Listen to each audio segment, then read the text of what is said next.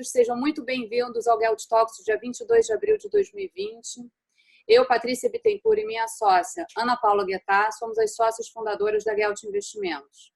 Espero que estejam todos bem e com saúde. Na live de hoje, a gente tem o prazer de trazer para vocês dois grandes amigos, dois expoentes do mundo empresarial, que vão nos falar sobre adaptação, sobrevivência e superação nesses tempos difíceis. Flávio Augusto e Alain Guettar.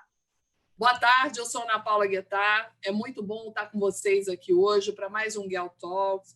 Acho difícil alguém não saber, mas só para lembrar, o nosso convidado de hoje, o Flávio Augusto, é esse empreendedor incansável que saiu do zero, fundou a WhatsApp, construiu o Orlando City e é seguido por milhões de pessoas nas suas plataformas digitais, como o meusucesso.com e várias outras. E para entrevistar o Flávio, a gente acha que não existe ninguém melhor do que o Alain Guettar. Eu só não posso apresentar o Alain e vou deixar essa tarefa para a Patrícia, porque ele é meu marido. Pode deixar, Ana. Ninguém vai achar que é protecionismo, não. Alain Guettar, presidente da Guettar Franchising, empresa de consultoria especializada na formatação e expansão das maiores redes de negócios nacionais e internacionais que atuam no Brasil, entre elas, com muito orgulho, a WhatsApp do Flávio Augusto. Flávio, Alain, sejam bem-vindos. Obrigado. Vamos começar, Alain. Então, me cabe entrevistar o meu amigo formidável, sob a égide da minha mulher, quer dizer, formidável mesmo. Estou cercado de amigos aí por todos os lados. E aí, Flávio? Muito bom. Para mim é um prazer estar aqui, Alain, estar com vocês, com a Gelt, com a Patrícia, a Ana Paula e você, Alain, que é um amigo de longa data, para a gente conversar com a audiência de vocês. Pelo que eu entendi, são investidores, pessoas que fazem parte desse universo financeiro, e a gente conversar um pouco sobre o que está acontecendo e, enfim, para eu responder qualquer tipo de pergunta que vocês me fizerem. Só prometa o Alain ser bonzinho nas perguntas comigo, que o Alain geralmente vai só na canela, né? Então, Alain, por favor, pega leve aí. Tá ótimo.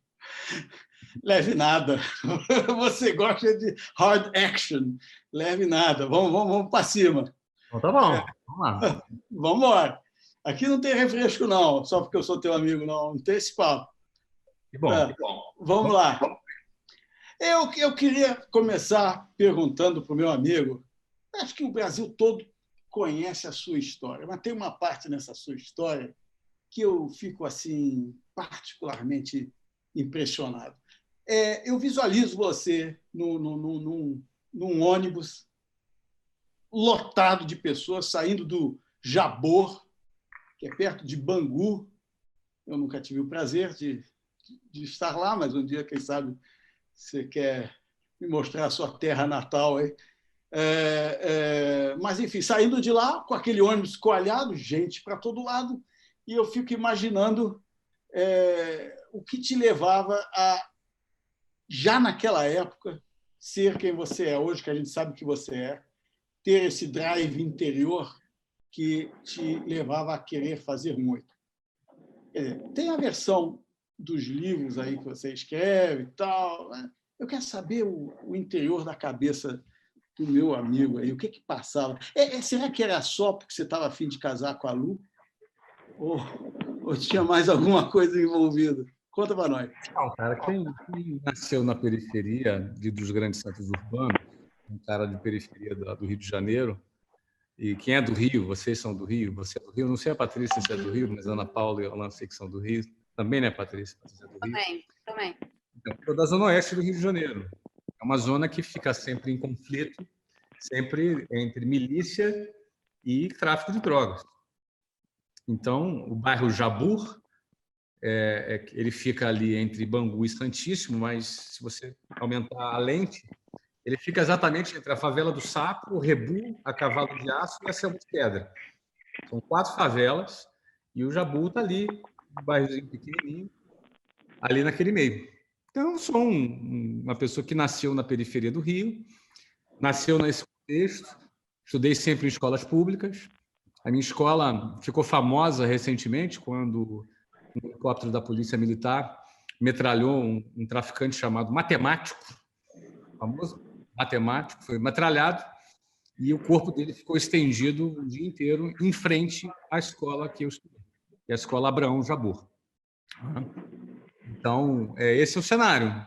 É o cenário de, como sempre, quem nasce na periferia dos grandes centros, ele tem que conviver com o que a gente chama de exclusão geográfica, ou seja, o cara tem que se deslocar para os grandes centros urbanos, lá para o centro do Rio, para a zona sul do Rio de Janeiro, você tem que fazer esse deslocamento para ir trabalhar. Você vai arrumar um emprego. Onde você vai arrumar um emprego? Na padaria do bairro Jabbour? Ou seja, você vai procurar alguma coisa e, eventualmente, você vai ter que se deslocar até lá. Então, esse deslocamento custa, para quem mora na periferia, algo em torno de 4 a 5 horas por dia em ônibus que são cheios, lotados. Quando não é ônibus, é trem e ônibus lotado. Então, aquela imagem de aquela fila interminável de ônibus, de gente amassada dentro do ônibus, durante 2 horas, 2 horas e meia, homem, mulher, todo mundo ali, aquela imagem que às vezes a gente vê na televisão, eu era uma dessas pessoas durante muitos anos, não durante um período curto de tempo, durante muitos anos eu era uma dessas pessoas e aprendi a ter a coragem de enfrentar essa dura realidade. Desde cedo você é obrigado. Eu, com 13 anos de idade, já entrava num ônibus desse. E dentro de um ônibus desse, que você fica ali 1 a 2 horas, você vê assalto, você vê assédio, você vê briga, você vê tudo que você pode imaginar. A vida real acontecendo ali. E foi em função disso, eu pedi ali a Larissa Vidal para dar o mute. Isso, obrigado. Então, tem mais gente com o mute aberto. Para botar o mute e fica melhor. Então, ou seja, essa realidade era a minha realidade. Não era nada demais, eu era só mais um. E, para precisar sobreviver, tinha que pegar um ônibus e se deslocar por dia a um lugar. Então, essa era a minha realidade. Então, o que passava na minha cabeça, Alan? Muito objetivo, muito sincero. Eu simplesmente detestava andar de ônibus. O que passava na minha cabeça era: eu quero sair daqui. Não me isso aqui. Eu quero sair disso aqui. Então, essa é a realidade, é isso que passava na minha cabeça. Sendo bem objetivo. Agora, nós estamos falando, você é uma inspiração para tantas pessoas que querem, que pretendem um dia empreender, que pretendem um dia sair da vala comum, pretendem fazer algo, pretendem construir algo. Você já tinha, naquele momento, essas ideias? O que passava? O que te movia? Essa motivação, esse fogo interior é que eu queria entender melhor. Só te movia a sair dali e fazer algo? Você já tinha alguma visão de... Dentro do ônibus, eu detestava andar de ônibus. Eu acho que eu falo tanto nisso, até hoje alguém me pergunta. Eu não queria andar dentro de um ônibus lotado. É humilhante, entendeu? Uma pessoa, não é? E eu era homem, uma mulher é mais humilhante ainda na minha visão. Não, porque a mulher está ali, vulnerável, e um monte de cara em cima dela, dentro de um ônibus, entendeu? E essa é a realidade de milhões de brasileiros. Eu era só mais um dos brasileiros que vivia essa realidade. Agora, o que me movia, Alan, eu sempre fui um cara que quis melhorar de vida. Assim, eu não posso reclamar, apesar disso tudo que eu falei. Eu venho de uma família de uma mãe que é professora e um pai que era sargento do Exército. Ou seja, nunca nos faltou comida. A gente era uma classe média baixa, que a gente não tinha dinheiro para fazer uma viagem, não tinha dinheiro para ir para Disney, entendeu? Não existia na nossa vida. Nem sair para ir num restaurante era algo que era hábito da minha família. Agora, eu nunca passei fome. E eu trabalhei junto com os meus pais em projetos sociais, onde eles faziam trabalhos voluntários, e eu ajudava ali, era criança, adolescente, ajudando meus pais em trabalhos voluntários. Então, no fundo, eu sempre era o filho de um pai. Bom, primeiro eu tinha pai, e a maioria das pessoas vulneráveis não tinham nem pai. Ou estava morto ou estava preso. Não é? E segundo, eu, além disso, era visto como um cara filho de pai rico. Porque primeiro eu tinha pai, segundo eu tinha o que comer. Então, eu aprendi a dar meus brinquedos de presente para as pessoas, ou seja, isso fez parte da minha infância e da minha adolescência. A partir do Só para concluir, a partir do meio da minha adolescência, eu comecei a ter a consciência de que eu queria melhorar de vida. Só que toda pessoa, e aí de qualquer pessoa, em especial quem está na periferia, por que eu dou essa ênfase? Tem referências muito baixas. As pessoas têm referenciais muito baixos. Então, até na hora de desejar algo melhor, você não é capaz de desejar algo além do que o teu cérebro é capaz de imaginar. Então, como você nesse ponto veio os heróis. Quem são os heróis dessas pessoas? Quem é o cara mais bem-sucedido? Será que é o traficante? Será que... Quer dizer, onde estão os modelos? Então, para mim, eu queria ser militar. Para mim isso para mim representaria meu crescimento, minha evolução. Eu queria ser militar. E, sendo militar, eu queria ser oficial das Forças Armadas. Então, ou seja, eu, dentro do meu objetivo de querer ser militar, eu mirei alto, eu quero ser oficial. E, para isso, não sei se todo mundo é familiarizado, existe anualmente uma prova, tanto para o Colégio Naval quanto para a Escola Naval, que é super concorrido. Uma prova no nível de dificuldade tipo do IME, do ITA, é sempre muito bem concorrido. E eu decidi me preparar para concurso. Eu quis me preparar para concurso e fazer esse concurso para entrar nas escolas militares. Aí foi quando eu comecei a entender onde eu estava, que a escola pública era fraca, que eu não estava preparado. Né? Minha mãe me botou numa escola longe, que eu andava 2h30 para chegar lá, dava o salário dela inteiro e no final do ano eu não fui aprovado, eu fui reprovado. E fui reprovado por quê? Eu fui reprovado porque eu não conseguia passar na prova. Eram 30 mil candidatos para 200 vagas, entendeu? 30 mil candidatos para 200 vagas, eu não conseguia estar entre os 200 primeiros. A defasagem era muito grande. Então, português, matemática, eu tomava pau geral. E aí foi quando eu fiz a segunda vez, mais um ano, minha mãe pagando o salário inteiro de todo mundo, fui para lá, etc. e tal. E aí também não passei. No terceiro ano eu fui passar. Então, com 15 anos de idade, eu saí de casa. Eu fui para a escola, fui lá para a escola, era interna essa escola, era no Colégio Naval, e eu fui lá para dentro. Ou seja, quando eu passei nesse concurso, aquilo para mim era o máximo. Aquilo para mim era o máximo. É claro que é uma carreira digna, eu tenho muitos amigos na Marinha, que hoje são quase almirantes já na Marinha, é uma carreira digna, mas aquilo ali era o máximo que minha visão conseguia alcançar, era a minha referência. Eu fiquei só 2 anos lá, eu fui expulso, né? Eu fui expulso 2 anos depois, por indisciplina. Eu tive a ocasião... Tu foi lá. Você foi para passou na nossa casa lá em Angra, a gente pegou e foi lá para... você recebeu a homenagem lá da escola onde você tinha sido expulso. Eu achei isso... Acho que um dos poucos alunos... um dos poucos alunos expulsos do Brasil que foi chamado para ser homenageado. Eu não conheço outro, realmente. Pois é. Mas o que acontece? Eu dou muita ênfase nisso todas as vezes que eu conto a minha história. Por quê? Porque, de fato, esse foi o momento que eu conseguiria tirar a defasagem, entendeu? A defasagem ela existia e eu conseguiria tirar essa defasagem. Certo? E eu estudei 3 anos para tirar e consegui. Isso foi muito importante para mim, foi super importante para mim, porque eu vi que eu conseguiria, que era capaz. Aquilo ali foi um marco para mim, muito interessante. Você se construiu ali, você conseguiu ver que se você atinge um objetivo quando você se determina, mesmo que ele seja maior. E essa base eu percebo, você, interessantemente, embora não tenha seguido, nós que tivemos essa aproximação profissional e depois como amizade, eu vejo que você tem uma base matemática razoável. Você deve ter feito um bem para você. Olha, vou falar essas coisas aí, que aquele problema que eu te dei aquele dia, você não conseguiu resolver. Eu tive que resolver para você. E você é bom de matemática, hein? Então a minha base é um pouquinho mais que resolvível, né? Olha, você confunde geometria com matemática. Eu gosto de matemática. O teu problema é a geometria, aquele negócio, é coisa. Mas não se preocupe, a gente está na mesma parte.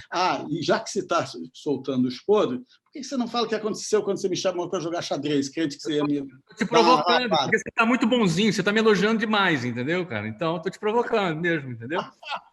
Nossa relação nunca foi sempre muito franca, muito violenta. E... Eu te falei, é verdade. É verdade. Mas então, é isso. Então, assim, o Colégio Naval representou isso para mim. Depois eu saí. Saí do Colégio Naval, voltei para casa. Quando eu saí mal, desmoralizado, expulso, filme queimado dentro de casa e comecei da estaca zero. E aí foi quando eu fui fazer, aí passei nas faculdades e tal, aí no final acabei largando tudo para vender curso de inglês. Esse passo foi um passo muito decisivo. Você entrou com vontade, com força, numa coisa que vender curso de inglês. Né? Você tinha passado na faculdade de informática e tal, não é? Em São Paulo, se não me engano, e aí você, de repente, tomou esse... Vou vender curso de inglês. E são coisas interessantes, porque, e nisso eu quero que você coloque um pouco das suas ideias, que eu gosto muito, sobre essa essência da venda. Eu também acho que ninguém que não vende consegue empreender. Eu acho que a questão da venda, de ser capaz de vender, que seja o que for, mas de vender, de entrar na cabeça das pessoas e conseguir essa empatia, conseguir entender o que o outro lado pensa e conseguir ajustar essa mensagem para as melhores necessidades da outra pessoa. Quer dizer, essa ideia de vender, de ser capaz e ter a energia da venda e ter a cara de pau da venda e ter a capacidade de encarar uma venda, que é uma coisa que ninguém aprende numa escola. Eu acho isso muito essencial no DNA do empreendedor. Você não concorda? Fala um pouco para nós. Não existe capitalismo sem venda. Não existe nenhuma empresa sem venda. Qualquer empresa que não venda, quebra. Ou se vende pouco, vai ficar na mediocridade. A venda é o que vai definir se a empresa quebra, fica na mediocridade ou se ela cresce. E a venda, infelizmente, muitas das vezes, ela é subestimada. Porque basta você ver, um pai vai pedir um emprego para um filho, às vezes ele pede, né? Chega para um amigo, pô, você arruma um emprego lá para o meu filho. Pode ser qualquer coisa, até vendedor. Até vendedor. Então a venda ela é subestimada. Ela é tratada como algo menos técnico. Ela é tratada como algo realizada por quem é menos qualificado. A venda é subestimada, quando, na realidade, qualquer empresa que não vende, quebra ou fica estagnada. Então, eu não tinha essa consciência, óbvio, menor consciência. Eu estava para iniciar uma faculdade de ciência da computação, tinha largado lá em engenharia da computação no Unicamp para ficar no Rio por causa da Luciana, que não queria ficar longe. Ia fazer no fundo, isso é um love story, né? Quer dizer, é uma love story, exatamente. No fundo, a Lu eu sei que é o esteio, é a força aí. Eu gosto. Vocês são uma família maravilhosa. A Luciana foi. Eu tinha 19 anos, ela tinha 15 para 16 anos. Então, o que acontece? Quando eu entrei na venda, eu não tinha menor noção do que eu estou falando agora. Então, no fundo, é o seguinte: eu conheci algo que eu desconhecia, que eu fui numa entrevista de emprego, fui entrevistado, me foi apresentado qual era o plano de expansão da empresa, plano de carreira que tinha lá, e eu aceitei um emprego que era meio desprezado ali, porque era um emprego que não tinha salário fixo, carteira assinada. Na realidade, não era nem um emprego, era um bico. Mas eu enxerguei que aquilo ali eu teria a possibilidade de casar. Eu queria me casar, eu precisava ganhar algum dinheiro, e vendendo o curso de inglês eu ia ganhar algum dinheiro. Eu não tinha a menor ideia que eu estaria entrando num segmento bilionário, com uma carreira que transcendia aquilo que eu estava entrando e que aquilo ali iria fazer eu descobrir meu próprio potencial. Porém, nesse momento, Flávio, você já mostrava um padrão de excelência pessoal. Já que eu estou fazendo isso, eu vou fazer isso o melhor possível, vou ser o melhor nisso, vou me dedicar integralmente nisso. Essa postura é uma postura muito interessante para o profissional que entra entendendo que aquela empresa é dele, ele vai tomar aquele espaço, ele vai fazer o seu melhor, ele vai usar aquele momento para ser o momento onde ele larga de lado todas as suas preocupações pessoais e tal, e se embute de fazer o melhor possível. Né? Quem consegue fazer isso até nas menores funções, você vê duas, sei lá, recepcionistas, uma está lá agindo, dominando o seu espaço, outra está lá... Quer dizer, você vê quando a pessoa ocupa seu espaço. E isso é que é uma mensagem que você passa muito interessantemente. Mas eu, com toda a franqueza, Alan, o que me movia não era ocupar nenhum espaço, não. Era desocupar um espaço. Eu queria desocupar aquele espaço do ônibus, sim, entendeu? Eu estava muito mais movido a querer mudar de realidade do que simplesmente estar naquela realidade que eu estava. Eu não estava ocupando nenhum espaço no emprego. Aquilo ali, para mim, era provisório. Eu queria chegar em algo maior. Porque existia ali o quê? Uma proposta de crescimento. E eu falei, cara, se eu fizer isso, eu vou ter dinheiro, eu vou ganhar e tal. E foi assim, foi muito, muito rápido ali. Era isso que eu queria. Entendeu? Então, por exemplo, eu levava 2 horas e meia, quase 3 horas para chegar no trabalho. Eu trabalhava 12, 14 horas por dia. Aí bati as metas, cheguei aos cargos de gerente, cheguei aos cargos de diretor, fui crescendo dentro desse contexto. E assim, eu fiquei 4 anos nessa empresa. Essa empresa foi uma boa escola de vendas para mim.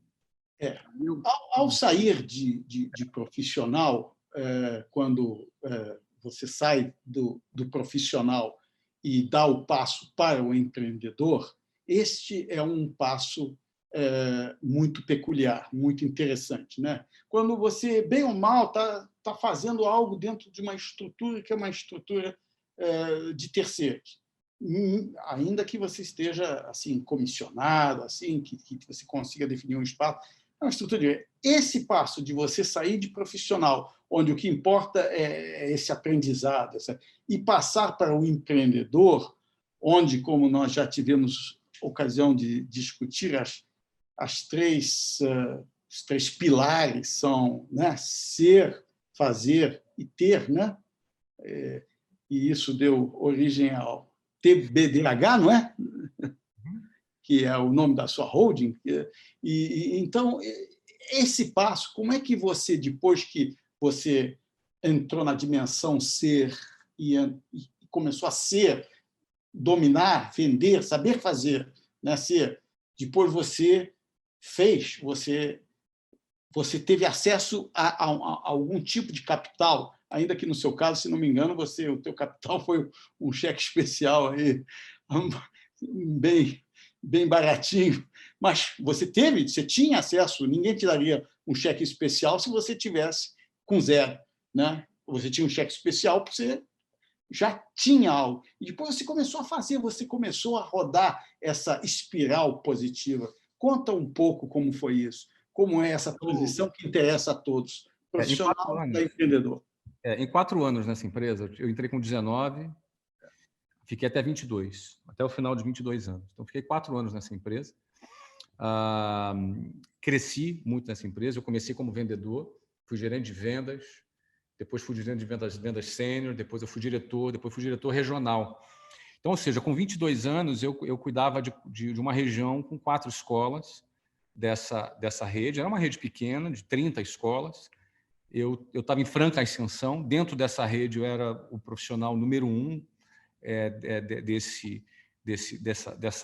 da área de vendas que eu atuava. E eu ganhava bem, cara. Para aquela época, eu tinha 22 anos, 1994, eu ganhava muito bem, assim, para a minha realidade, para a minha referência. Não é? Eu ganhava R$7.000 por mês em 1994, de média. Era variável, né? Às vezes tinha meses que era mais, outros que era menos, mas em média, no ano, R$7.000 por mês. Isso era um salário muito alto para um garoto de 22 anos naquela ocasião. E em 1994, se você atualizar em valores de hoje, talvez na inflação, se for botar para dólar, dá mais ou menos R$35.000 por mês, talvez fosse uns R$50.000 por mês hoje. Uma excelente remuneração. Eu estava confortável. Eu já não estava mais morando no Jabu, estava morando em Botafogo, estava morando pertinho, pegava o metrô, rapidinho chegava, já tinha uma outra estrutura, tinha uma outra situação. Então, era um momento... Esse momento dessa transição que você explorasse. Esse é justamente o momento, Alan, em que as pessoas pensam assim, nossa, eu me esforcei muito para chegar até aqui, então agora eu vou aproveitar. E é normal, é intuitivo isso. Entendeu? Isso é intuitivo. A acomodação é algo intuitivo. O que não é intuitivo é você colocar isso em risco, entendeu? Então, num determinado momento, eu enxerguei que dentro da estrutura que eu estava, eu não teria mais futuro. Na realidade, eu não estava acreditando nem mais no futuro daquela empresa. E eu quero registrar aqui, porque eu estive presente, quando você convidou o dono dessa empresa, para trabalhar com você depois, que foi muito bonito, uma pessoa... 4 anos depois que a gente fundou o WhatsApp, a gente incorporou essa empresa. O Mário, que era o presidente da empresa, hoje trabalha comigo até hoje, é um grande parceiro. Grande parceiro. E agora, o que acontece? O que eu diria para você é que, naquele momento, é aquele que eu chamo de ponto de inflexão, né? Você vai para a direita ou vai para a esquerda. Naquele momento, é o momento que eu poderia ter ficado lá. Não, vamos aproveitar aqui. Agora vamos aproveitar. E eu, de fato, estava já aproveitando, bem no início de aproveitar. E aí, naquele momento, quando eu vi que não tinha, que o negócio... Eu falei, isso aqui, não acredito que isso aqui vá muito além do que vai. Eu vou ficar estagnado. Como é que vai ser daqui a um tempo? Eu quero acreditar num projeto melhor, num projeto maior. Não é? Aí, quando a gente acredita... O empreendedor é o cara que acha que vai alcançar algo maior e que, portanto, ele dá em troca o garantido dele. Ou seja, eu troco o meu certo por um duvidoso. Chama-se risco. É um tomador de risco. O técnico disso é risco, que é o oposto do que nós somos treinados na escola. Nós somos treinados a buscarmos estabilidade. A estabilidade ela é cultuada na sociedade, e aí eu fico imaginando o que passa na cabeça das pessoas que cultuam estabilidade quando passa por um Covid-19. Não é? Quando o mundo inteiro não sabe mais o que é estabilidade. Estabilidade é algo que simplesmente não existe. Na realidade, nunca existiu. É uma ilusão, é algo que entorpece as pessoas, a sensação de estabilidade e o sentimento intuitivo de acomodação. O sentimento intuitivo de me acomodar, nosso cérebro ele foi feito para isso, né? Nosso cérebro ele foi feito para economizar energia. A acomodação ela faz parte de um instinto de sobrevivência do ser humano. Por que eu vou correr risco quando eu tenho que posso aproveitar e desfrutar do que eu já conquistei? Então, no fundo, isso acontece muitas vezes na nossa vida, não é poucas vezes, não.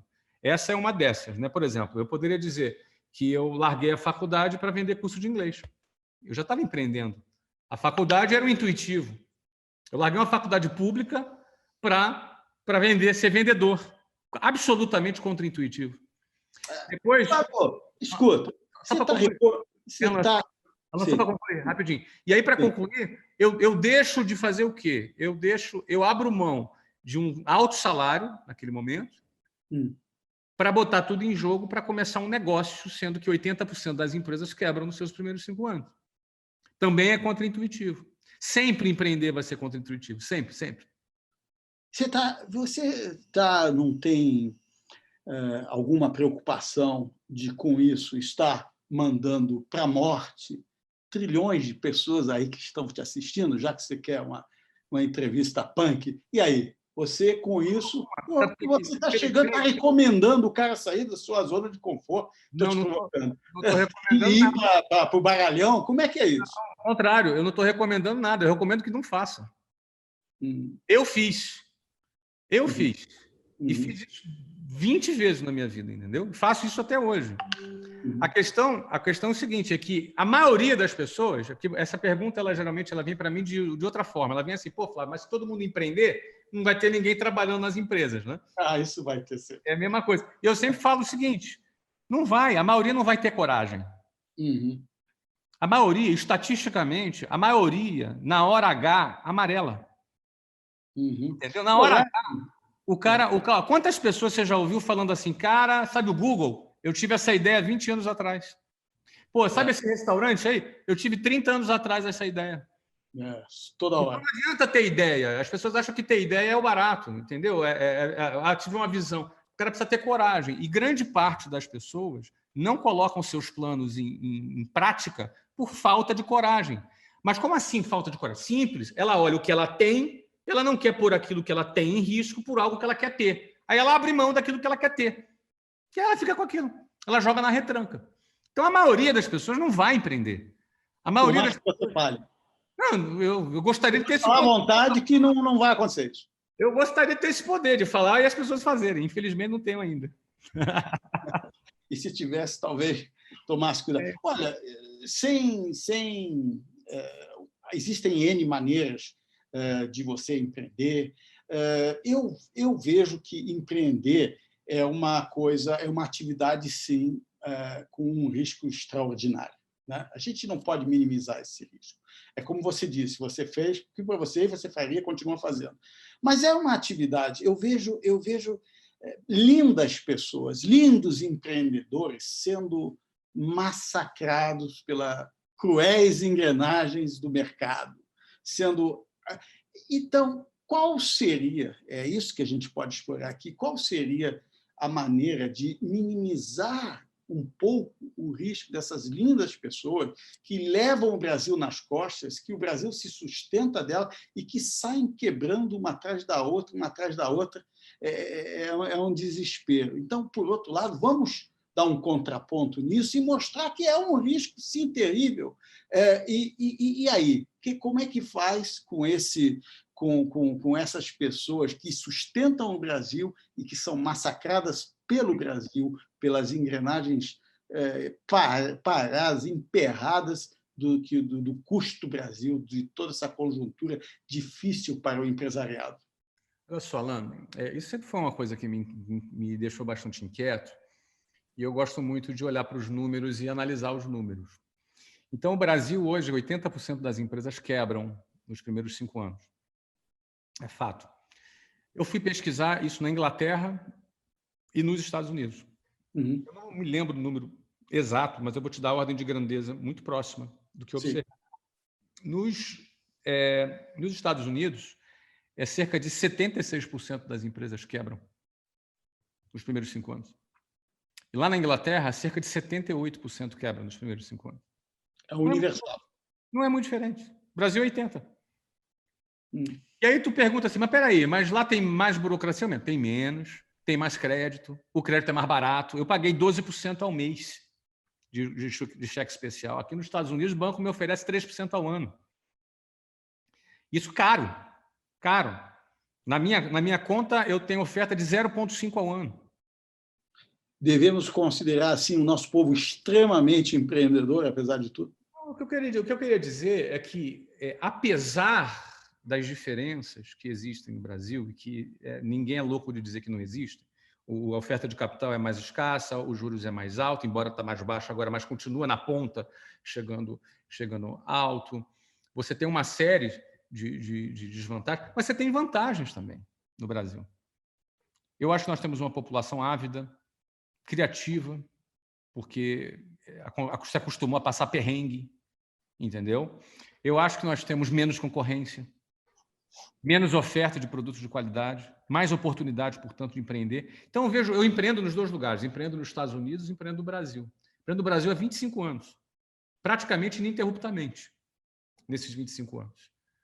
Não é? E empreendo aqui nos Estados Unidos faz uns 6 anos, mais ou menos. Você quer dar um resuminho para quem está assistindo sobre as os marcos que você já empreendeu? Falar muito rapidamente, para quem não conhece, da WhatsApp, assim, depois foi como aconteceu o Orlando City, o meusucesso.com, etc. Dá um briefing rápido sobre isso. Deixa eu só terminar, Alan, de concluir a pergunta que você me fez sobre o empresário que sofre no Brasil. Então, eu diria para você que no Brasil se quebra 80% e nos outros países quebram 78%, o que define, então? Qual é a consequência? O que define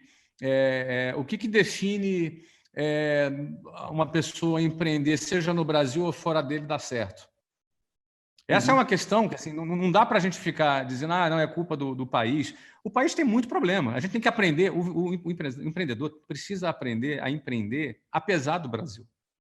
Apesar dos políticos, apesar da burocracia, apesar dessa parafernália toda que a gente sabe que tem no Brasil.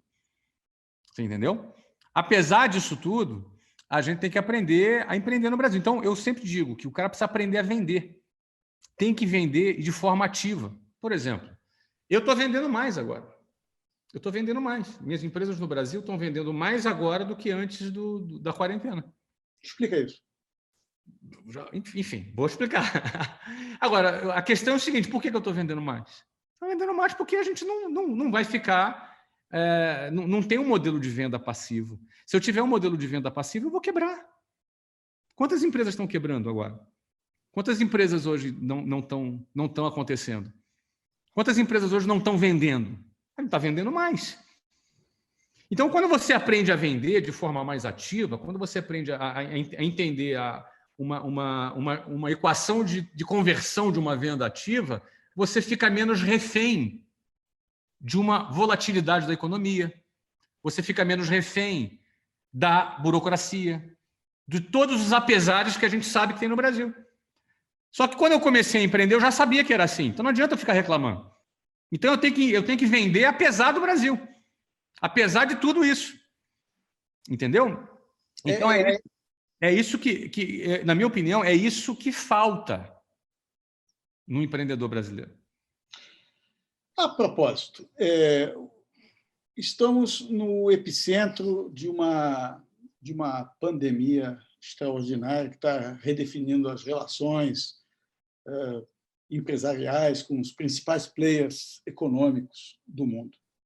Como você está lidando com isso, com a tua rede, com os teus negócios? Fala para a gente. Olha, quando parou, quando fechou tudo, a empresa podia ter quebrado. Qualquer empresa pode quebrar nesse momento. Basta não ter caixa.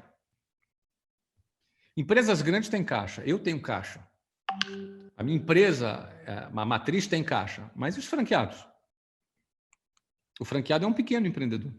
A média de caixa de uma pequena empresa é 23 dias. Uma empresa tem, em média, uma pequena empresa, em média, 23 dias de caixa sem faturar. E aí, quebraram todos os teus franqueados? Não quebrou. Não quebrou porque a gente teve que criar um plano de contingência. Conta para a gente esse segredo. Então, em primeiro lugar, é o seguinte, vamos analisar que escola ela tem uma carteira de recebíveis. Então, por exemplo, uma escola que tem 400 alunos, ela tem um contrato já de recebíveis com 400 alunos. A questão é o seguinte, é como fidelizar esse aluno num período de crise desse. Se você consegue fidelizar o seu aluno num período de crise desse, você garante a tua receita mesmo sem vender. Então, vamos entender que existem duas vertentes, um dinheiro novo e um dinheiro velho. O dinheiro novo é venda, é gente entrando. O que é o dinheiro velho? É a tua carteira de recebíveis dos clientes já existentes que você tem. Então, uma escola que tem 400 alunos, ela tem 400 mensalidades sendo pagas todos os meses. Uma mensalidade custa R$400, ela tem um fluxo de R$160 mil mês de receita. Fora venda nova, cliente novo entrando, agregando nessa carteira de recebíveis. Certo? O que acontece com uma escola de inglês que não fideliza seu cliente? Simplesmente ele debanda, ele vai embora, não te paga, tua inadimplência explode e a empresa quebra. Uhum. Não por acaso, muitas empresas estão quebrando. Aí. Foram 600 mil empresas que faliram nos primeiros 3 meses de quarentena. Isso deve aumentar bem ainda, em cada semana que passa. Então, qual foi o plano de contingência? Em primeiro lugar, a gente atuou nas despesas. Eu orientei os franqueados. Em primeiro lugar, é o seguinte, eu tive que entrar aqui numa ferramenta parecida como essa aqui e mostrar para o franqueado que o negócio é sério. Porque hoje, a gente falar que vai ficar parado até 31 de maio, e você faz um retroativo, vamos supor que fique parado até 31 de maio, seriam 2 meses e meio parado. Hoje, não nos assusta tanto. 1 mês e meio atrás, se alguém falasse assim, vamos ficar parado 3 meses, ninguém acreditava. Então, no inconsciente do franqueado, todo mundo achava, não, daqui a uma semana a gente volta, daqui a 10 dias a gente volta. Então, minha primeira tarefa... Conscientizar. Foi mostrar para o franqueado, vai ficar 3 meses parado. Não vai. Vai ficar 3 meses parado. Era essa a tendência que eu enxergava, a premissa que eu enxergava. Não que eu desejava, não que eu concordava, não interessa se eu concordo, A questão é o seguinte, qual é a tendência? Que aí o empresário ele mistura a opinião política dele com análise do negócio, entendeu? Não interessa se eu concordo, se deve parar, se não deve, eu não quero saber disso. Eu quero saber o seguinte, qual é a tendência? A tendência é ficar 3 meses parado. Considerando essa premissa, o que acontece se ficar 3 meses parado? Você vai quebrar. Você não tem receita para isso.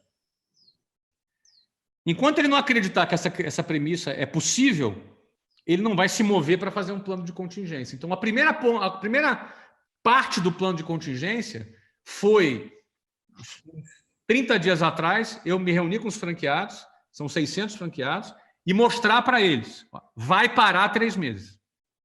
Vai parar. Aí, beleza, entendeu que vai parar? Tá, e agora? Aí, segunda fase, vem o desespero. Pô, vou quebrar, então. Pô, 3 meses parados, sem receita, sem dar aula, como é que vai fazer? Então, aí entra uma solução, um plano de contingência. Meu plano, primeiro, foi dividido em 3 partes. Primeiro, nas despesas.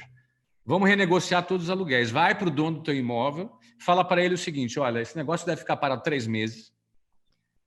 Ele não deve acreditar que deve ficar parado 3 meses. Você convence a ele que deve ficar parado 3 meses.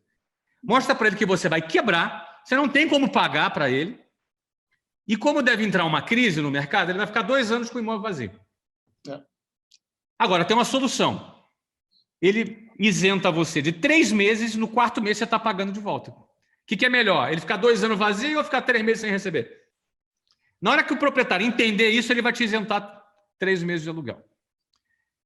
Então, a gente vendeu essa visão, treinou os franqueados para ir lá fazer essa negociação. A maioria conseguiu 3 meses de isenção de aluguel. Na pior das hipóteses, 50% de isenção de aluguel. Então, a gente baixou uma primeira linha de despesa da franquia. Que, note bem, não é a minha empresa. Nossa empresa está bem. Nossa empresa pode ter caixa para ficar anos ali de quarentena. O franqueado, não.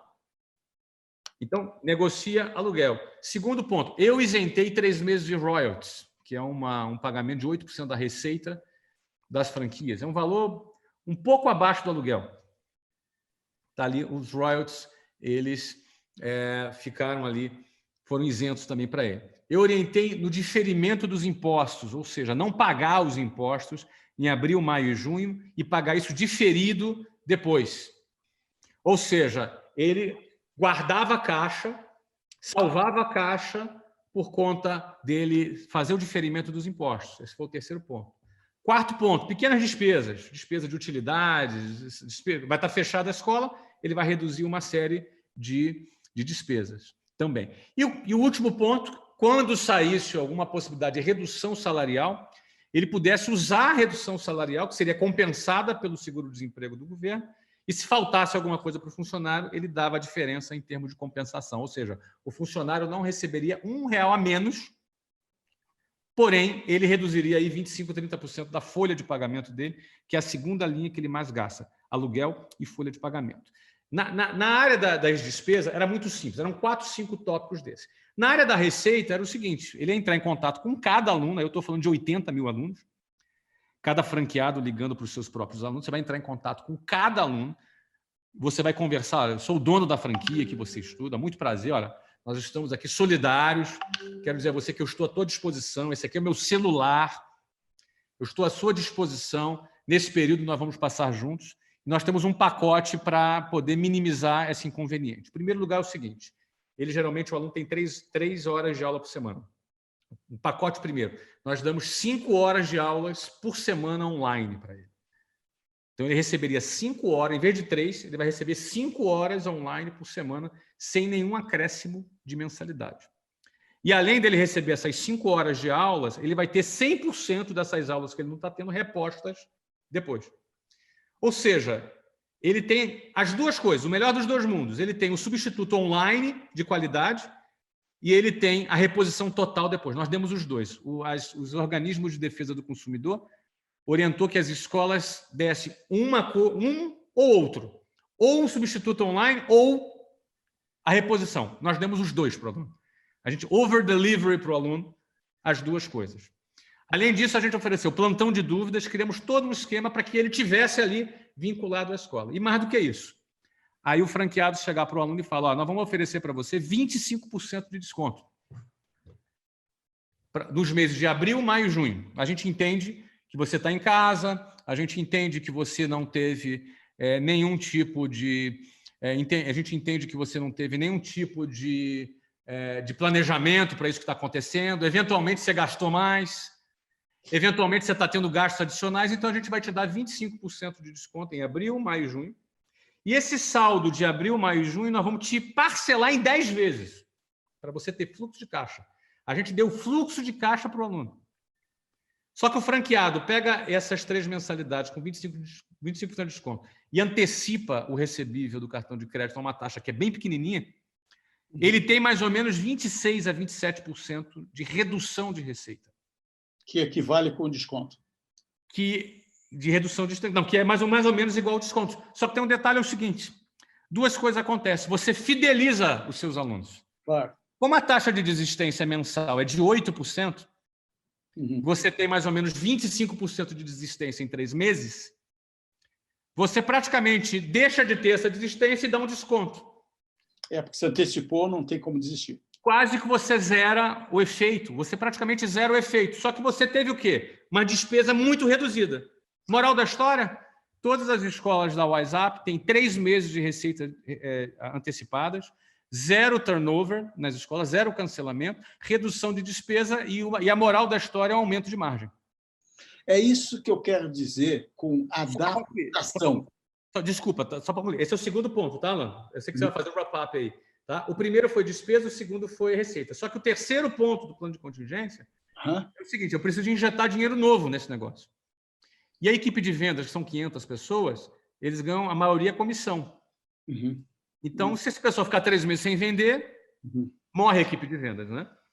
Então, o que nós fizemos? Fizemos a migração de toda a força de vendas dessas escolas, que estão ali, digamos assim, congeladinhas, ali aguardando na quarentena, e fizemos a migração para eles venderem a WhatsApp Online, que é uma plataforma online que nós temos.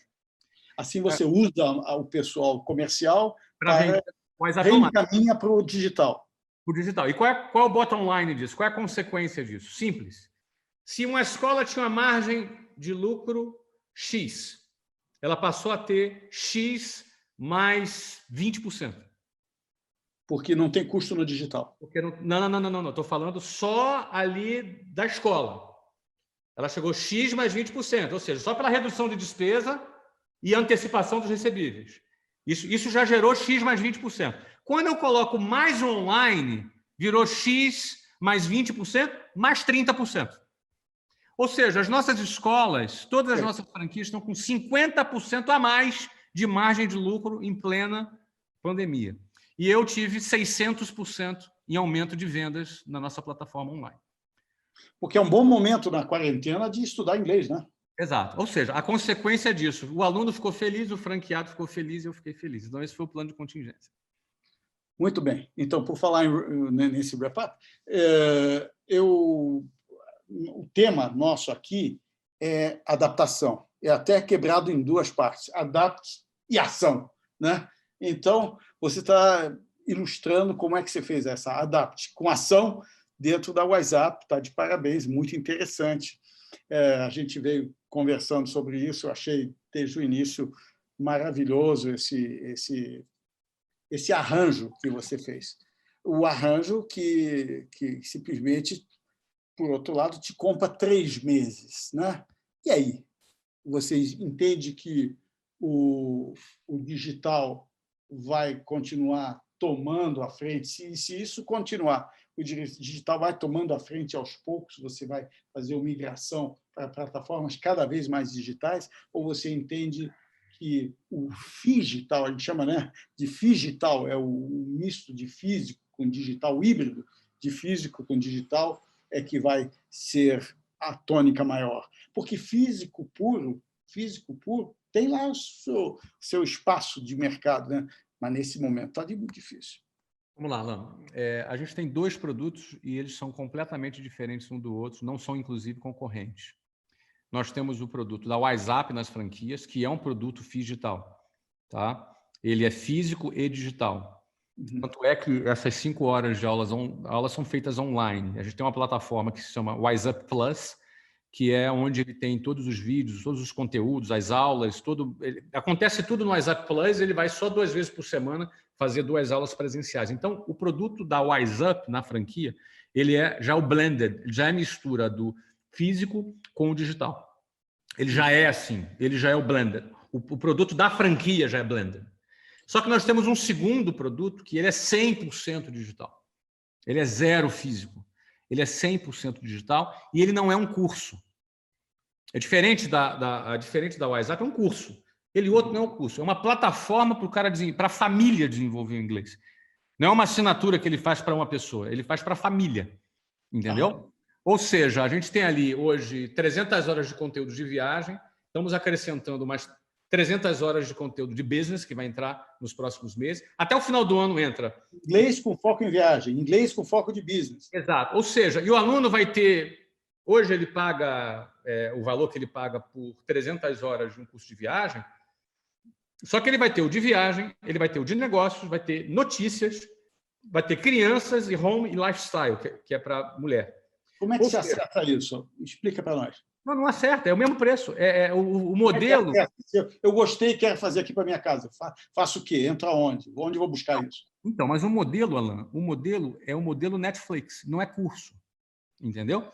É o modelo Netflix, é uma assinatura que ele tem é o WhatsApp Online. Né? Eu quero assinar. Onde é que eu vou buscar isso? Eu tenho que entrar onde? Entra no whatsapponline.com.br. whatsapponline.com.br. Tá difícil. Você já foi melhor em vendas, hein? Mas a melhor maneira dando a dica de falar e você não quer dizer... Mas é que a melhor maneira de vender é não querer vender, entendeu? Tá certo. Você já ouviu falar nisso, né? Capítulo 2, Sem dúvida. É quando a gente faz um entrevistador implorar para a gente dar o site. Exato, se lembra? Muito bem, é verdade. E por falar nisso, e se tivesse que voltar ao rewind aí, eu me lembro que você foi também duro na queda para querer fazer franquia. Você dizia que ia acabar com a tua qualidade, você me encheu o saco e você não queria de jeito nenhum, né? E agora, se tivesse dado um rewind, mesmo sabendo agora de toda essa Covid que não estava no plano de ninguém, você faria tudo de novo? Ou você faria diferente? Porque nas lojas próprias, eu acho que você já estava no limite humano, né? O que acontece, Alan? A gente vai continuar abrindo franquia. A gente tem várias escolas para inaugurar em agosto. Se eu não me engano, são 15 escolas para inaugurar em agosto. A gente não vai mudar 1 milímetro da nossa trajetória de franquia. A gente vai continuar vendendo franquia, vai continuar expandindo. A gente quer chegar aí a 2.000 escolas no Brasil. Estamos longe ainda, temos só 430, entendeu? É um bom começo. São produtos diferentes, entendeu? É igual o livro físico e o e-book. É o mesmo conteúdo, entendeu? Mas tem gente que não gosta do e-book, tem gente que gosta do livro físico. É que, óbvio, falar hoje que o online é melhor, na época que está todo mundo de quarentena, é óbvio. Não é que é melhor, é a única opção. Não é? Mas o físico acaba fazendo diferença. A gente não vai ficar de quarentena o resto da vida. Claro. Entendeu? Essa situação vai passar. Vai ter custo, vai ter rastro, vai ter custo econômico, a economia vai sofrer, mas ela vai passar. Porém, na hora que passa, é óbvio que o digital, ele agora, não é que ele não passou o físico. Hoje é a única opção. Só que as pessoas aumentaram a sua educação digital. Várias pessoas de 60 anos de idade que não entravam, não gostavam de internet, hoje está na internet. Entendeu? A gente acha que deve ter ganho aí uns 10 anos de educação digital, de digitalização do mercado. Então, na realidade, isso é uma ampliação do mercado. De certa forma, esse vírus acelerou, foi um acelerador de tendências, não é verdade? Isso mesmo. Coisas que já existiam, as tendências estavam todas aí muito claras. Concordo 100% contigo, é isso mesmo. Nossas formatações eram 100% digitais, já envolvia no nascimento. Agora, a gente sempre tem resistência em mudanças. Você mencionou um fato, é um fato que eu conto muito. Quando eu tinha 24 escolas próprias, e você é um cara que a gente já se conhece esses anos todos, já tem 20 e poucos anos aí que a gente se conhece, você era um cara que me incentivava a fazer franquia, e eu sempre fui resistente. Por quê? A gente é sempre resistente a mudar. O coronavírus fez isso, ele impôs mudanças para a sociedade. Entendeu? Aquela pessoa que estava resistente, ela foi imposto para ela que ela fizesse essas mudanças, percebe? E naquela época, até o momento que eu cedi, eu abri franquia, já cansei de dizer, graças a você, graças à sua orientação, e a gente fez franquia, e hoje faz franquia até hoje, e pretende continuar fazendo franquia. Não é? Franchise é um instrumento maravilhoso, né? Quando bem formatado, quando as coisas funcionam, é um instrumento fantástico, né? Porque as pessoas, né? Qual a alternativa de você democratizar o acesso às oportunidades? E eu acho até que durante essa pandemia vai acelerar a compreensão de que sistemas ou de franquia mesmo, ou de para-franquias, como se franquias fossem, vão ser cada vez mais utilizadas. Eu acho que vai haver uma revisão das relações de trabalho. As pessoas estão compreendendo que o seu castelo, Minha Casa Minha Vida, você pode ser um núcleo, você pode ser uma célula de trabalho independente e se conectar com redes. De certa forma, o trabalho em redes, a percepção da sociedade como níveis sucessivos e subsequentes de redes, está ganhando força, foi acelerada com essa coisa toda. Como você vê a mudança qualitativa da era pós-corona nas relações de trabalho? Olha, eu penso que as pessoas desmistificaram o home office. Acho que algumas pessoas pensaram, pô, isso aqui é legal, hein? Pô, se pudesse continuar assim, ia ser legal. Eu acho que empresas desmistificaram home office. Empresas pensaram assim, cara, por que eu gasto tanto com estrutura física se eu poderia ter 25% da minha equipe em home office? Pô, o pessoal está produzindo... Tem gente falando assim, pô, tem gente produzindo melhor do que quando não era home office. Já tem empresa, por exemplo, certamente pensando, olha, eu vou reduzir. Se essa moda de home office pega, você vai começar a ver, por exemplo, projetos arquitetônicos sendo desenvolvidos pensando no home office, que hoje não acontece. Você vai começar a ver imóveis que têm projeto de home office podem ser mais valorizados no mercado imobiliário. Você vai ver, por exemplo, que grandes espaços empresariais, muito grandes, eventualmente vão ter um metro quadrado mais barato, porque vai ter uma procura menor. Talvez as empresas de escritórios virtuais, de coworking, valorizem mais o seu metro quadrado, porque vai ter uma procura maior. Ou seja, qual é o impacto do mercado imobiliário na cultura do home office? A gente está imaginando aqui. Sem dúvida. Mas tem que saber fazer o home office, né? O home office é uma estrutura que também você pode se diluir na casa e não dar foco. Pode tudo. Tem que saber. Tem que ser um lugar isolado, tem que ser uma célula de trabalho planejada para se... Tem cara que não tem foco no escritório também. É verdade. E tem que conectar com as redes de suporte. Por isso que, quer dizer, você pode conectar com as redes de especialistas, cada um faz uma coisa, tudo remoto, e você ser como que uma aranha no centro dessa rede. Quer dizer, esse tipo de disposição de trabalho vai, sem dúvida, tomar força. Vou te dar um exemplo aqui. A gente tinha fechado um imóvel em Curitiba, onde fica a nossa sede, para uma nova sede lá, só de EdTech, para 500 pessoas trabalharem. Já. O líder desse projeto já veio abrir o job comigo. Ó, Flávio, eu queria discutir o fato de a gente não ter essa nova sede. Quem é? O Hélio? Quem é? O Léo. O Léo. Eu não estou dizendo que a gente vai bater o martelo. Eu não estou dizendo que a gente vai bater o martelo se vai ter ou se não vai ter. Mas a gente abriu o job para pensar. E se não tiver? Como é que seria? Abriu a cabeça. Porque a gente abriu, o Covid abriu no nosso cérebro essas janelas, entendeu? A possibilidade de você fazer a mesma coisa de forma diferente. Isso eu estou falando só no âmbito do imobiliário, do home office. Outras mudanças, por exemplo, não tem por que o teleatendimento de medicina não vingar. Os conselhos resistiram muito, os teleatendimentos. Não tem por que o médico não poder fazer uma consulta, um psicólogo não fazer uma terapia à distância. Teoricamente, os conselhos não permitem. Não tem por que não aprovar o homeschool. O projeto de homeschool. Meus filhos fazem homeschool aqui nos Estados Unidos, é a nossa opção.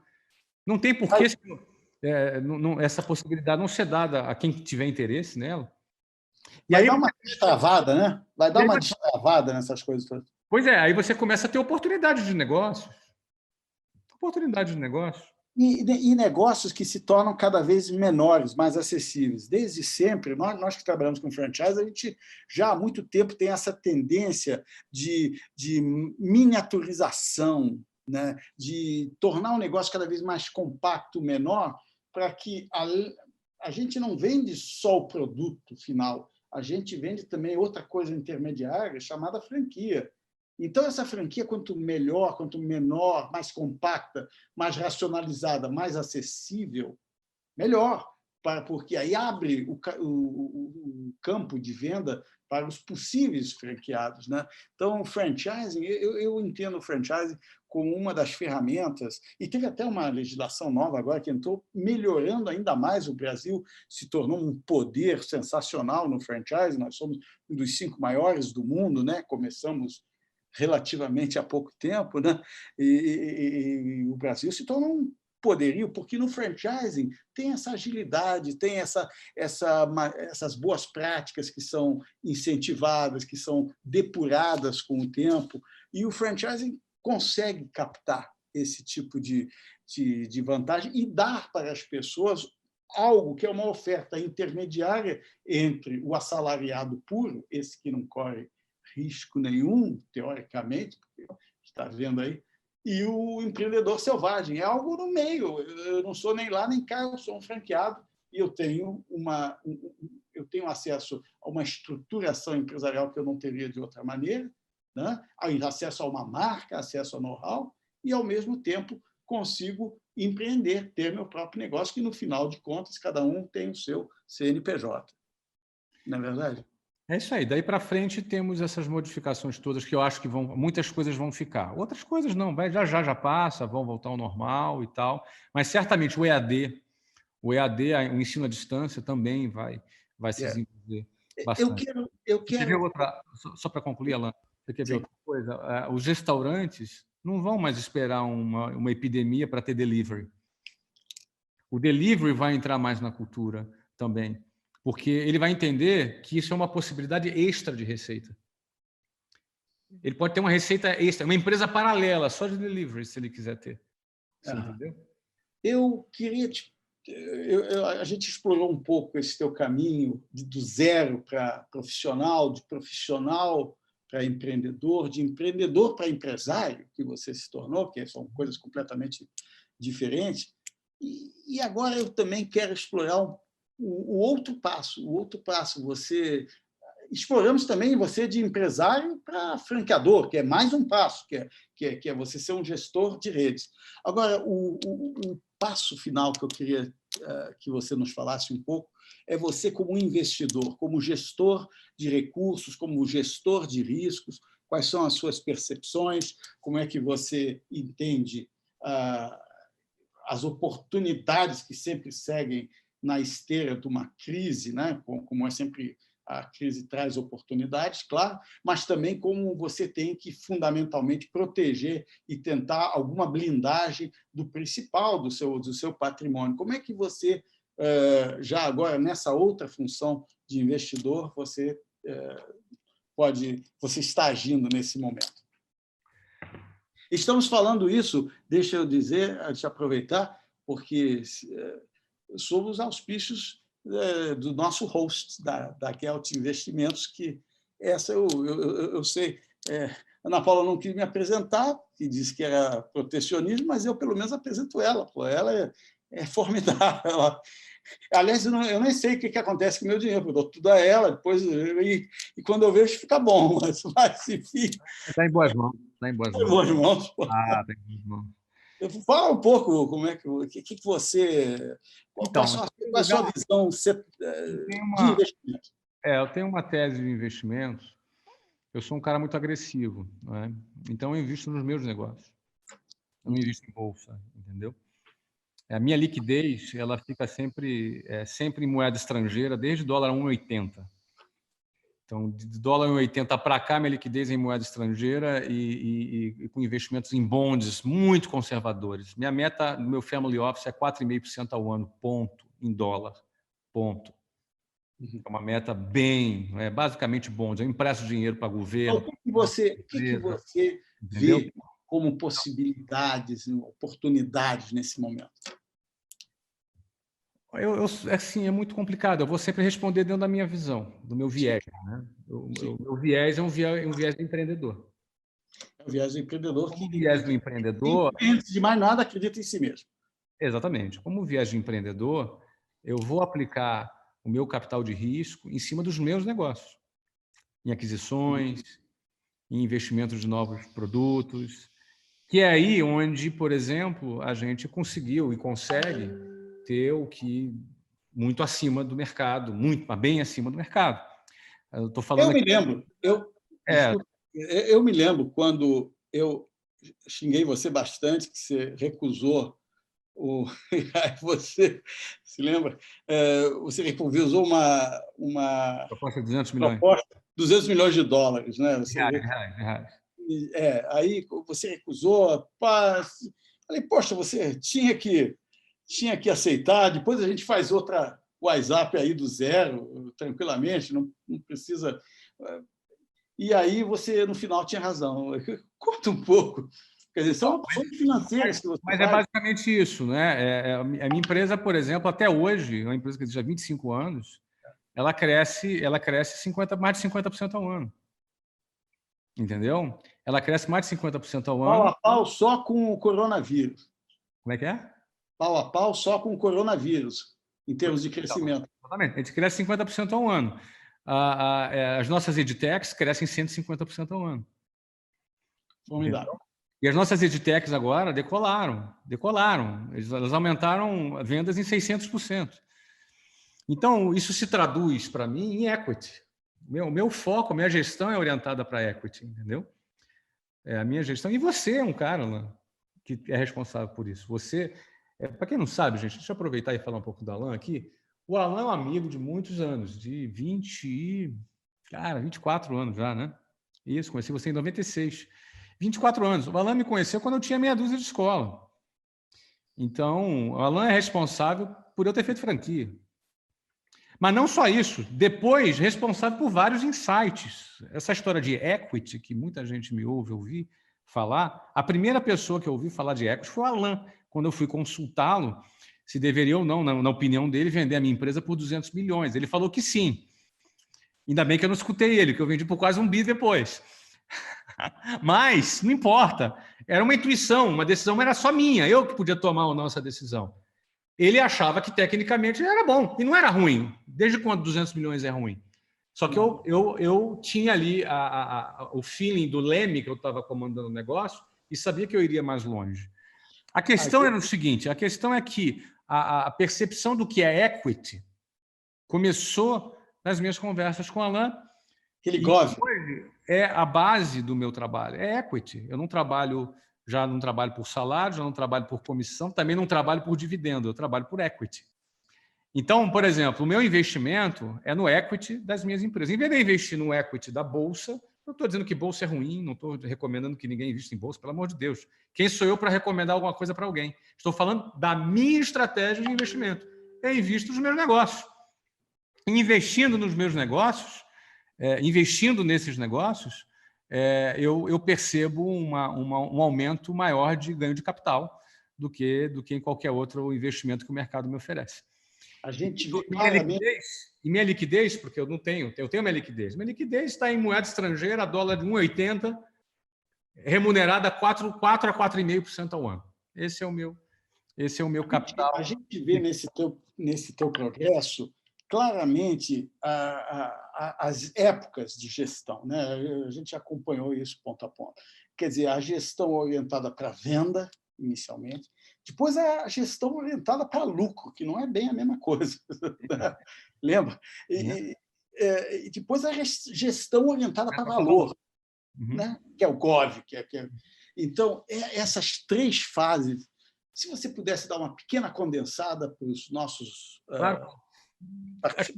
Basicamente, isso é muito rico e muito interessante. Muito. Acontece assim: todo mundo é vendedor, até quem diz que odeia a venda. Ah, como assim? Porque você tem um emprego, você ganha um salário, você está vendendo o seu tempo. Não se iluda, você é vendedor. Ah, não, eu sou médico. Não, você está vendendo o seu tempo. Você tem o seu negócio? Não. Você trabalha para alguém? Legal, você vendeu o seu tempo para alguém. É isso que você faz. Então, você vende o seu tempo. Legal, vender seu tempo é bom, não é? Você trabalhar, se qualificar para o teu tempo valer mais, beleza, faz parte. Num outro momento, se você resolve empreender, você não vai mais vender seu tempo, você vai passar a vender o seu produto ou o seu serviço. Então, não importa quanto tempo você trabalha por dia, se você vendeu o seu produto, o seu serviço, você faturou. Se não vendeu, não faturou também. Ou seja, como você pode contratar 20 pessoas, 100 pessoas, 1.000 pessoas, 5.000 pessoas para vender o seu produto, você tem mais escala. Porque quando você vende o seu tempo, você só tem 24 horas. Justo. Então, a diferença de vender tempo para vender produto ou serviço é que você ganhou escala. Você pode terceirizar, você pode sublocar tempo de outras pessoas para gerar valor para você através das suas vendas. É quando você está ganhando por suas vendas. Mas aí, se esse seu negócio que vende bastante, e ainda assim, no final do ano, tem uma receita que é maior que a despesa, ela vai ter lucro. E esse lucro se traduz em dividendo. Poxa, que legal. Eu, além de ganhar, não ganhar mais no meu tempo, ganhar na venda e ter mais escala, ainda sobrou uma grana aqui. Ainda ganha um dividendo, um extra. É isso aí. Essa é a beleza de ter o seu próprio negócio. Você, além da venda, você ganha também o seu dividendo. Porém, chega um momento, se você conseguir entender o que é a poesia do equity, é quando você percebe que você pode pegar esse valor que você fez, esse trabalho que você fez e projetar na perpetuidade, no futuro. Quanto você vai vender daqui a 1 ano, daqui a 2, daqui a 3, daqui a 4, daqui a 10, daqui a 100, na perpetuidade, e trazer esse valor com uma taxa de desconto, levando em conta alguns critérios técnicos, para valor presente. E você pega aquele monte de dinheiro que é a projeção futura trazida para valor presente, e você pode vender o seu negócio trazendo esse valor. Quando você faz isso, você não está apenas vendendo um negócio ou trazendo a perpetuidade para valor presente. Você está fazendo algo que só Einstein disse que era possível fazer, que é a teoria da relatividade. Você comprou tempo. Você trouxe o futuro para o presente, tangibilizou o futuro. Você trouxe o futuro para o presente, ou seja, você levaria a eternidade para ganhar aquele dinheiro e você trouxe ele agora. Você pode aproveitar ele já. Você comprou o tempo, ou seja, a pergunta que eu faço é a seguinte: se você estivesse no leito de morte e você sabia que é teu último dia de vida, quanto você pagaria por mais 1 ano de vida? Então, quanto vale o tempo? O tempo não tem preço, a não ser que você traga o futuro para valor presente, vendendo o seu negócio, realizando o seu negócio. Foi quando eu aprendi que o ápice do sucesso do empreendedor acontece quando ele vende o seu negócio. Esse é o ápice do sucesso do empreendedor, porque é quando ele criou algo que não existia, mas que criou o valor a ponto de alguém resolver pagar por aquilo, a ponto de antecipar a perpetuidade para o valor presente, e você que levaria, de repente, 20 anos para ganhar 1 bilhão, você tem 1 bilhão depositado na sua conta em 1 segundo, numa TED. Pá! Lá na sua TED. Pum! Muito bom, né? O nome disso se chama... Só 2 dias. O nome disso se chama geração de valor. Geração de valor. Está no mute, não fala. A gente está com algumas perguntas aqui, Alan. Mas, Alan, você quer acabar de falar e a gente entra nas perguntas? Não, vamos nas perguntas, a gente interage. Então, tem uma pergunta aqui para o Flávio, que é: qual a desvantagem?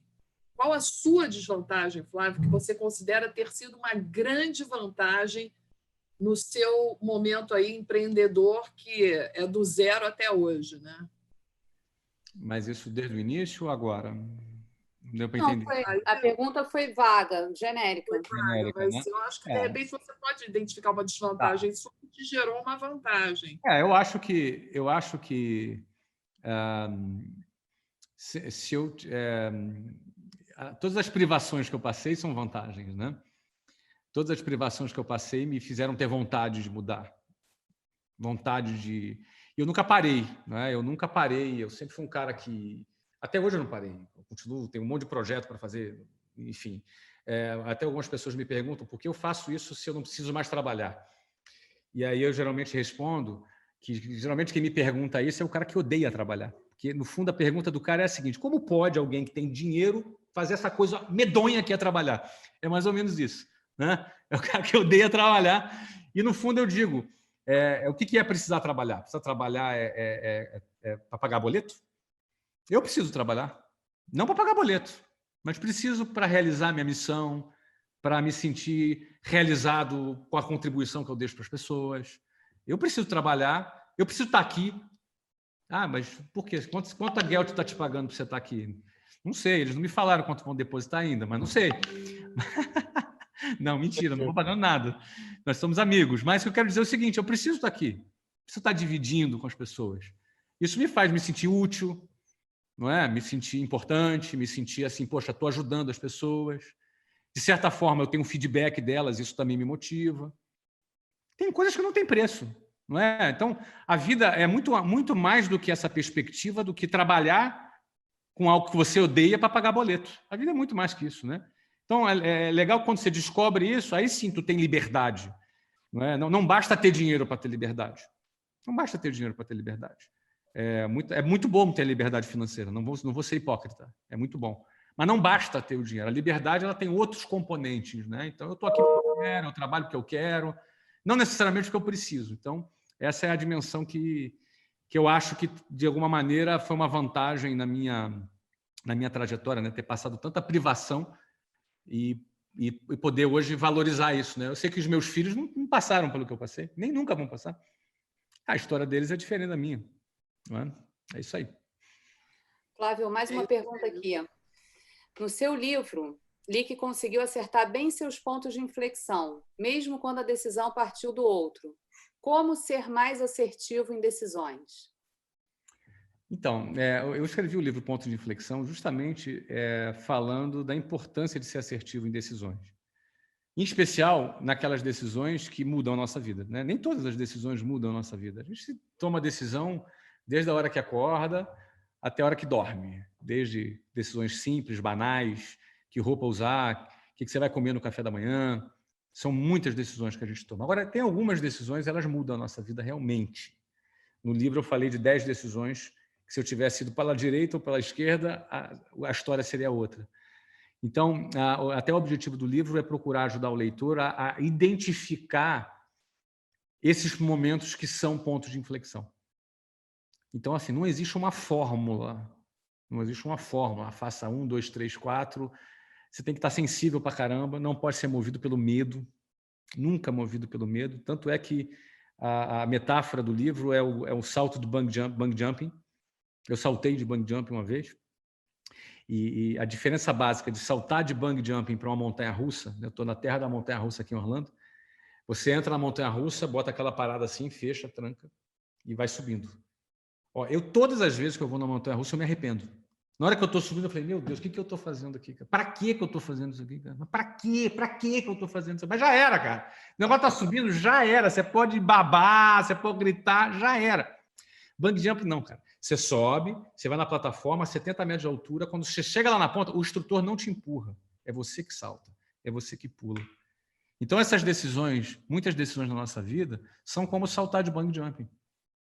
Você vai estar lá na ponta, você vai lá para baixo, você vai sentir medo de saltar.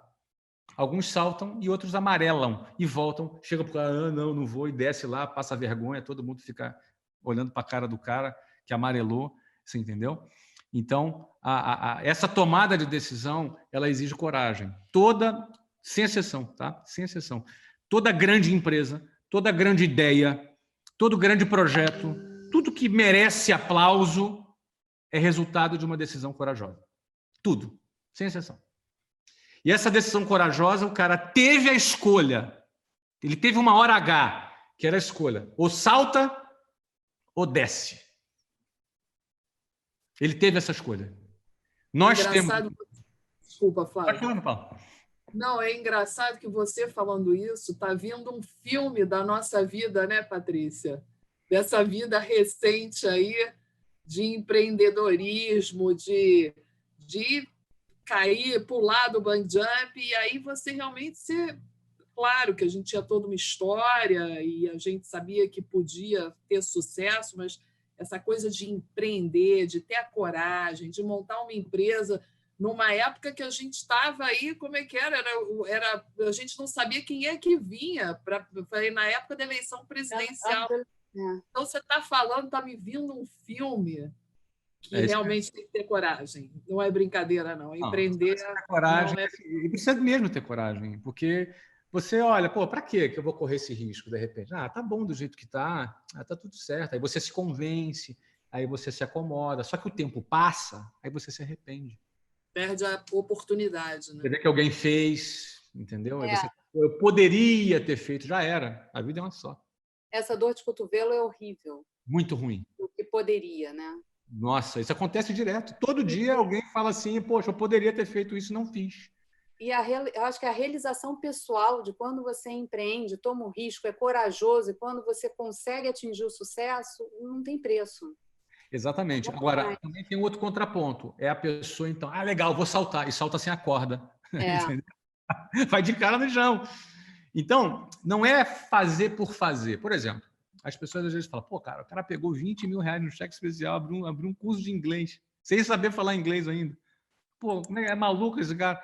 É menos loucura do que parecia. Porque eu já trabalhava 4 anos no setor. Eu já tinha uma equipe montada, bacana que eu montei. Eu sabia vender pra caramba. Eu vendia 600 matrículas por mês antes de eu abrir. E para eu dar certo, eu só precisava vender 100. Eu precisava vender 6 vezes menos do que a minha média de venda para dar certo. Entendeu? Então, é menos loucura do que parecia. Eu só peguei aquela grana no cheque especial que eu não tinha outra fonte. Infelizmente, não tinha outra fonte. Esse preparo é tudo, né? Esse preparo é muita coisa.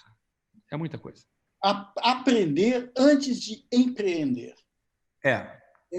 Aliás, isso é uma dica que eu costumo dar. A pessoa me pergunta, antes de abrir uma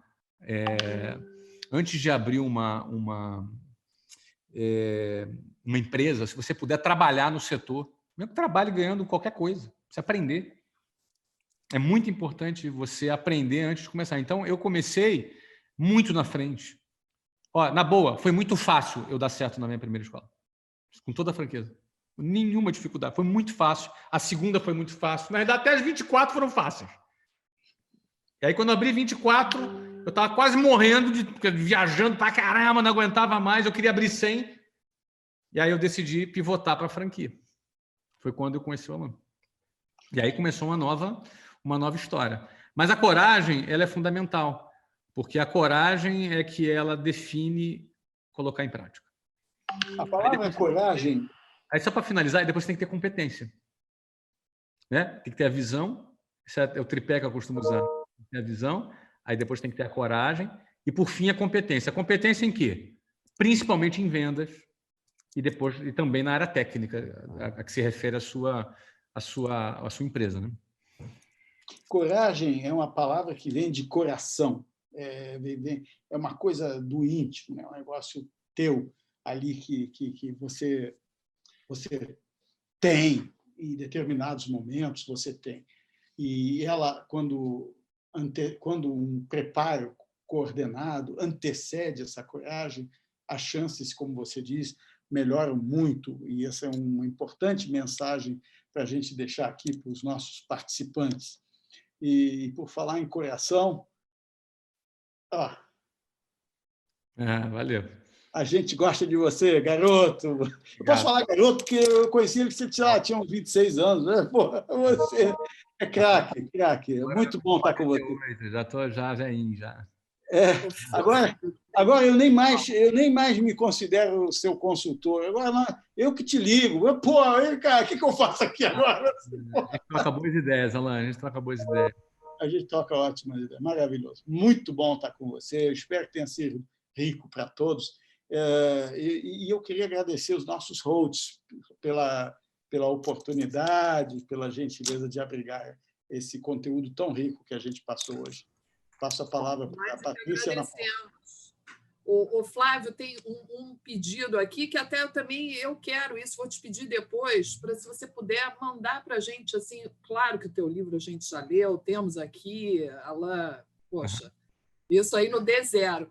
Mas depois a gente vai indicar para... Muita gente está pedindo indicações de livros, fora o seu, porque muitos dos nossos clientes já leram você.